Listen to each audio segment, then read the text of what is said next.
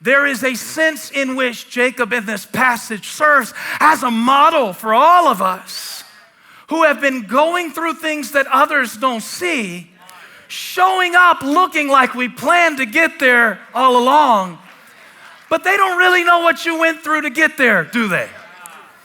They don't really know what you went through to show up at the job every day last week, do they? And you would never tell them that, because to tell them what you went through to get there would make you feel a little vulnerable and insecure, because you don't think you're supposed to fight, because nobody else shows you their fight. You only see the fragments of their life that shine through a screen light. And so through the light of the screen, you can't really see the struggles that other people deal with. So now here you are in your life feeling like, oh, I feel like I'm a little behind. Oh, I feel like I'm not where I'm supposed to be. Who says you're not where you're supposed to be? Well, I'm not where they are. Well, how do you know where they are really? Because you don't know what they dealt with last night. You don't know what they were doing last night. You don't know what's going through their mind right now. So why would I compare myself with somebody I can't see through? And I think it's worse than ever for our kids. Because now I got to compare myself to the whole world at all times. When I first started learning how to play guitar, I just had to be better than my friends in Monk's Corner who also played guitar. There were 3. Now I got to look at a 4-year-old in Japan who can play Stairway to Heaven left-handed on 1 string. I suck. And just about when you think you're doing pretty good, here comes somebody. Y'all, there is a man in our neighborhood. I testify, God as my witness, I am not lying, that when we walked by his house yesterday, he was putting up his Christmas lights. Pray for all the dysfunctional people who are clapping for that like that's normal. That's a demon. That's a childhood trauma. That needs therapy. Because it's November 5th or 6th or something like that. It just got cold 3 hours ago. And you're blasting Simply Having a Wonderful. He had music playing in his yard. All the kids were out there. Nobody was fighting. I was like, what's wrong with me? I don't even know where we keep our Christmas lights. Holly's in charge of that. I'm not a man. I'm not a good man.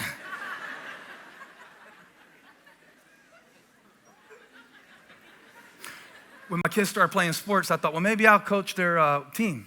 They start playing baseball. I found out real quick the standards for coaching Little League Baseball have changed since I played Little League Baseball. Used to be, show up, don't be drunk, don't yell at the ump. My dad coached my team, and he didn't ever play baseball, didn't know about baseball. He went to the library and checked out a book. I used to see him reading the book, How to Coach Little League Baseball. Times have changed. He bought a rule book. He memorized the rule book. He's out there teaching us to play baseball. Well, the team was worse than he was. Anyway. The whole season, all he let us do was bunt because we were that bad. So I'm out there thinking, my boy's like, well, maybe I could coach the team. Maybe I could go to the library, go over to the card catalog, get a little book and learn how to coach them. Maybe that'd be a good memory for the kids. Man, I don't remember if they were 7 or 5 or 9. I don't remember exactly. It's all blurry. But they started talking to me pretty much before the boys were in middle school. You got them on a travel team yet? I'm like, a who, what? Doing good. I'm doing good to get them out there for every practice. No, if you don't have them on a travel team, this is what the man pulled me aside and explained. If you don't have them on a travel team by age 10, they'll fall behind. They won't even be able to make the middle school team. I said, wow. Looks like you're not making the middle school team. Better learn to wrestle or something. And it's nothing bad about travel teams or elite teams or AAU or any of that. That's all wonderful.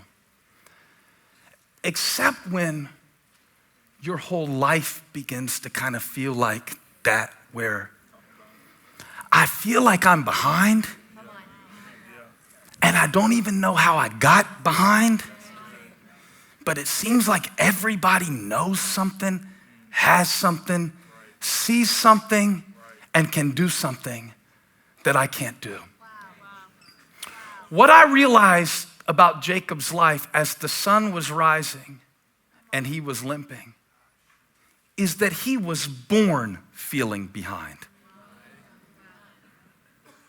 In the literal birth order of Jacob and Esau, they were twins, separated by only a few seconds. Jacob was only going to get 1/3 of the inheritance because that's the way it worked in those days. And so when he was born, he came out grabbing his brother's heel. That's what the name Jacob means. It means heel grabber. There was something in him, even in the womb, that was wrestling against his brother. Something that felt like, I'm behind and I can't be behind. For all of his clutching and grasping at his brother's heel, he still came out second. Now at age 90, he's very blessed because he's stolen a blessing and a birthright from his blind father Isaac.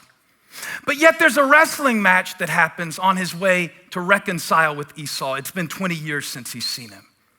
And as he's getting ready to go and face Esau and make it right with Esau, he hopes, because Esau could kill him, an angel appears and wrestles him to the point where his hip is wrenched and he leaves the presence of the angel to face his brother. And the only evidence that he has that he's met with God is his limp. We think the evidence that we've been with God is that our situation gets better. We then take all of the evidence that other people present to us of how good their life is and compare it to them putting up their Christmas lights in April. Compared to them whose kids are always on a field somewhere getting better and better and hitting coaches and batting cages, and we can barely afford to buy the bat to begin with, so how would we pay for the pitching, the coaching lessons, the private coaching lessons if we could? Compared to them, I came to announce to you today that nothing in your life is originated divinely by your comparison to people. Only by your commitment to purpose. The starting place for contentment is commitment to purpose. Why is that important? Because the alternative to commitment to purpose is comparison to people. If I'm comparing myself to people, I'm always grabbing heels. If I'm comparing myself to people, I'm always feeling either better than or less than. But neither of those will bring you close to God. If I'm comparing myself to people, I'll always feel like I was born behind. And here's why. Because everybody in here has a limp, but some limps are more easily hidden than others.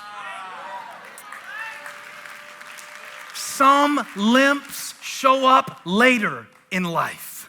Some limps show up privately. Some limps show up in intimate relationships. Some limps show up in an inability to hold down a job. Some limps have catastrophic results. Some limps have insidious effects that no one can see. Some limps you carry alone, but everybody came in here limping. Yeah, you came, but you're limping. You've been limping this week. It's been a long week because you've been limping. Limping, I'm limping. I'm here, but I'm limping. I love God, but I'm limping. I'm bringing this back from last week because something needs to break in our lives to where we stop showing up on Sunday and not getting what we really need from God because we don't want anybody to see where we really limp. Or where you stop coming to church every time you have to limp in because you feel too guilty. That's how shame operates. The time when you need to drag your behind to this church the most is the time where you've done the dumbest stuff in your life and you say, God, I need a course correction. God, I need you to top me off. I need you to fill me. I feel empty. I feel crazy. I don't feel like myself. Limp in here and see if the Lord won't lift you up. The Bible says, humble yourself under the mighty hand of God, and in due time, He'll lift you up. So watch this. Somebody say, the light is coming. It's a new day dawning on Jacob. The sun is coming up over Jacob. The night is over. The wrestling is over. The struggle is over. He has let go of his old self. He has received a new name. He has been touched and transformed by God. He is carrying destiny. He is on his way to his purpose, but he's limping because the light doesn't stop the limp. Just because you know doesn't mean you can do it. Just because God shows you who He's calling you to be doesn't mean you yet have the courage to do it. Everything that I've become in my life, everything I've accomplished in my life that was worthwhile for God, I confess to you, I limped into it. What are you limping into today? The light is coming, and Jacob is limping. And those are not mutually exclusive. I don't know if this is too deep, if I'm preaching it, maybe if at the wrong time to the wrong people or something like that. I thought this was the right message because sometimes we get confused that we think when the light comes, the limping stops.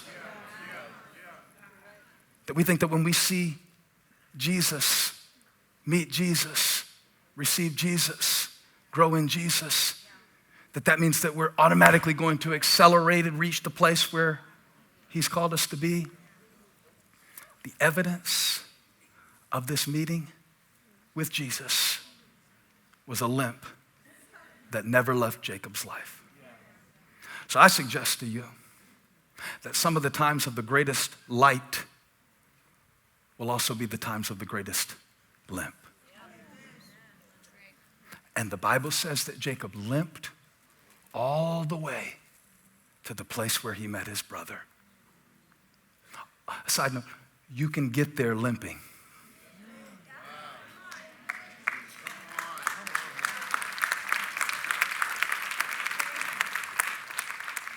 Where God has taken you, where He's calling you, what He's drawing out of you, what He's using you to do, what He's moving you into, how He's maturing you, how He's growing you. It might not be pretty. That's all right. Nobody's is. All the pretty people just have really hidden limps. Just really hidden limps. And some of the people with the biggest strut are compensating for something that they're dragging behind them. Now, imagine you're Jacob, and maybe this is how you feel in your life. He's coming up on something that is the most important meeting he's ever had. If this goes bad, Esau kills him. The stakes are high. How many would say that's high stakes? And it's not like it's even gonna be a close call because Esau is a skilled hunter. Jacob is a skilled cook. By the way, that's part of the reason that Jacob felt very insecure in his life because he never had his father's love. His father loved Esau. So one of the reasons he pretended to be his brother was to get the love of a father who expected him to be something that he could never become because it wasn't according to his purpose. Jacob isn't just limping at age 90. He's been limping all of his life because of the love that he didn't get from the only one who could really confer a blessing on him. He's limping. See, there is a reason. If in your life you're not who you're supposed to be yet, there's a reason for that. There's an explanation for it. Yeah, I would love to be a better wife, but it's hard for me because I didn't see that modeled. I've been limping. I would love to be a more patient person, but I grew up in a family where people exploded with their temper, and I am trying to unlearn that template so that I can change it and turn it around so my kids don't live with my limp. And I wish I was further along, and I wish I had saved more money, but nobody taught me how to do this thing. So I went into debt trying to compensate for the love that I didn't get. I went into debt trying to compensate for the approval that I didn't get. I've been limping my whole life. I've been struggling my whole life. And the truth of it is, some of the people that are critical of you would celebrate you if they could understand how hard it was for you to get to this point with your limp. And don't let them intimidate you when they show you their dance, because everybody limps somewhere. Everybody limps somewhere. They're not farther along than you. They're just called to a different place than you. So they have a different pace from you. So when you get there on Thanksgiving and they say, I thought you'd be married by now. Say, I thought you would have learned how to pray and let God lead me by now and stop trying to manipulate my life. I'm not late. Hey, thanks for stopping by my YouTube channel. I hope you were blessed today. If you were, share this with somebody. Like and subscribe and leave me a comment. Let me know where you're watching from, what we can pray for you about. Hope to see you back here again really soon.